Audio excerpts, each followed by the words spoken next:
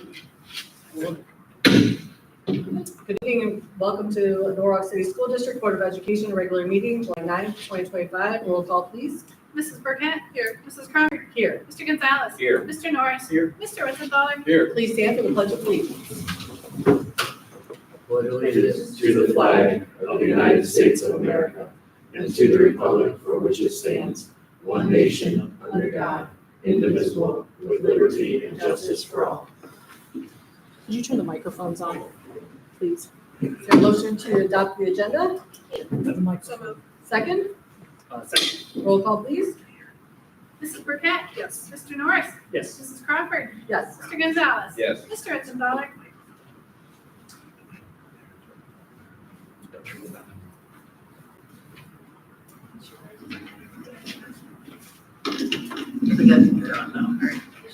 Okay, public participation. Each person who wishes to address the board will be asked to give his or her name and address. Remarks should be limited to 3 minutes in length. If after everyone wishes to do so has had the opportunity to speak, additional comments can be made up to a total allotted time of 30 minutes. All right, treasurer reports. Okay, wow, it's kind of a short meeting. Apparently it was the July meeting that I should have had moved back, not so much the June meeting, because we're not quite ready for anything. We're getting the year closed out. We look like we're probably gonna end fiscal 25 about $8,930 to the good. We had additional funds come in on the catastrophic cost program, about $150,000 more than what I had expected, so that was really nice. And our June interest payment was over $70,000, so that was really helpful. So it's kind of a break even. We do have so we'll go over that more when we actually have the whole of the June reports for you. We do have the minutes from the special session, the June 30th meeting. We don't have last month's meeting yet, but that will be here. We will probably be having a special meeting. So when we have our special meeting in June, I'll have all of this ready for you. We do have a disposal of updated math textbooks. We're getting, as you know, a new math adoption. So they estimated the amount, $596.40 from a recycling company. So it's good that they're actually being recycled. You don't have to dispose of them. Next, we have a resolution in support of Governor DeWine's budget vetoes. As you know, he vetoed 67 different provisions of the state budget pertaining to quite a few different things, but there were a lot that had to do with schools and property tax in general. Unfortunately, the House has scheduled an override session looking at 3 separate areas that they want to override, all to do with property tax and schools. Well, the one was the County Budget Commission, so that would pertain to not just schools, but any taxing entity, giving them more authority to override locally voted and elected both boards and other taxing entities. So there's a concern there. The big one, of course, is the emergency levy. One of the vetoes was they took the emergency levy out of the 20 mil floor, which for us would mean probably the loss of $1.5 million every single year if they put it into the 20 mil floor. But that's not really necessary because it's a fixed dollar amount. It only brings in a certain amount. It was passed back in 2015 for 4.95 mils. This year it only collected at 3.15 mils. So you can see it's kind of just like the 920 reduction factor is working, bringing the millage down, costing everyone less as valuation increases. So it doesn't really need to be in the 20 mil floor because it has its own, basically its own separate 920 reduction, bringing the millage down. So we shall see. So I did have a resolution for you to approve. Basically it talks about that it's not necessary. Also, in the resolution, if you look at it, you'll see that we have our estimated total state funding, not just foundation funding, but everything that comes from the state, because there's other items there, and we're looking at having a negative amount in the next 2 years. You know, there's going to be less state funding in the next 2 years, and then they want to do these things with property tax and take away our locally voted tax money, which we're all about wanting tax reform, but we would like it to come from the state where they do something that isn't detrimental to all of the public school districts and the taxing entities.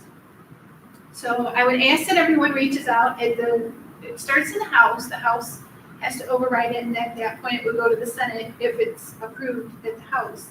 To reach out to our representative, Kelly Dieter, and ask that she consider honoring the governor's vetoes. And he did put a lot of reasoning behind why he did his vetoes. He is asking for a property tax committee to get together and look at different ways to do reform without without negatively impacting other taxing entities. So we shall hope for that, right? And then the final one is the NTA negotiated agreement that we just finalized with the teachers. A change in that, we had looked at doing a health reimbursement account with the ability to reimburse us the spousal premium, but it's not working out that way. It should happen, but unfortunately American Fidelity is not willing to do it. So I've been back and forth with Sarah Fury and Mick Bates there about trying to figure out what to do. And we came up with just doing it as a stipend with a little bit of an increase for the tax effect to the employees. It's still basically a win-win for everybody. It's good for the teachers because they're not going to have a negative impact because it'll reimburse their premium. And it's really good for the district because we're not paying that additional penalty to HESI. So it worked out really good. And actually, that's all that I have for you for July. We'll have more again later. All right, is there a motion to approve items 3.1 through 3.5 under treasurer report? Second? Discussion? For the resolutions, I think in your email you said that they're voting on it July 21st, so reaching out before then would be Yes, necessary. sooner the better. Yes, okay. yes. And did I also see, did you already send something to Kelly? I had prior to this, yes. Yes, Okay. I had sent her some emails and I've been reaching out to her pretty regular. We have to have her at a meeting beforehand. Yeah, sure. If we, but 21st, that's it. Yeah, I don't think we're gonna have time for that. But yes, I will definitely, and she shared her phone number, she has a contact, she has an email. Yeah, she's pretty And really, responsive. you don't have to go into a lot of detail other than just honoring the governor's veto request because, there was a reason for it. And if they need to do reform, we need to have discussion, not as part of this huge budget bill that made so many changes. A lot of it really has nothing to do with the budget. There were so many policy changes in it. It's just, we're just now starting to realize all of what was there. It's like So, we're slowly trying to dismantle public education. yes. Unfortunately, the governor kind of slowed it down, but Okay, we'll see what happens. Yeah, we will reach out to her and ask her to honor those. yes, please. Any other discussion? Just appreciate you keeping us informed. Yes. Yeah. I know there's Yes. a fair amount of research and your rationale is always sound as well, so I appreciate it. Thank you. It's an ongoing, trying to keep up with what they're up to. Roll call, please. Mr. Norris, Yes. Mrs. Burkett, Yes. Mrs. Crawford. Yes. Mr. Gonzalez. Yes. Mr. Whitsendaler. Yes. Personnel. For employment, we have Byron Crockett as a bus driver. This is exciting for all of us. He will be our final route fill. So that regular route that we require on the AM PM run, he is that final fill. So that's important to us. We have van driver and some of those openings still available. If anyone is interested, but as a route driver, Mr. Crockett is going to fill that. So very excited for that position. So we are ready for school for that part. 4.2, we have 3 resignations. Regina Perkins, who has been with us for 4 years as a cook. She's helped as a bus transportation aide as well. Great person. Bobby Gossam, business teacher. This just came in. He wanted to be a head coach. He landed at Lorraine Clearview.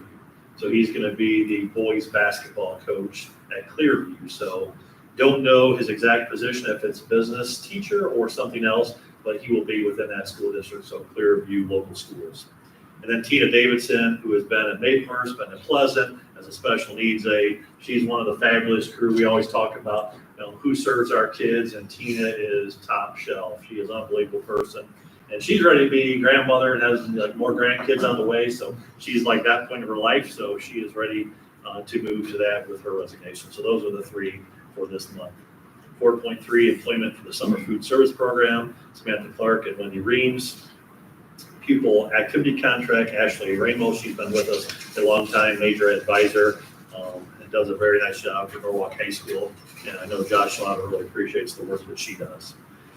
Now, for the next several pages, we have certified list and 4.5 and then classified. So Mr. Bowman has interviewed these individuals. A lot of these names you've seen. So they've been with us for many, many years. They're going to roll for another year. And then we do have a handful of new individuals as well. So Many recent graduates, I'd like to see Yeah, on there. yeah, definitely some quality names that you have seen before that are, you probably shook hands with in the last year to 3 years.